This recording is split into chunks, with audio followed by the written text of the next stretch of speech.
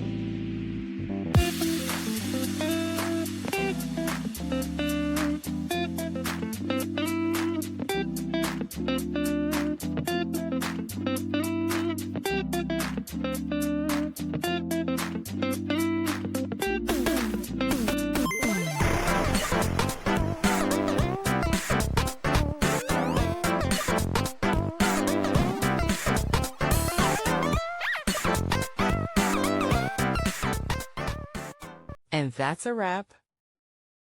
I hope you found the answer you were looking for.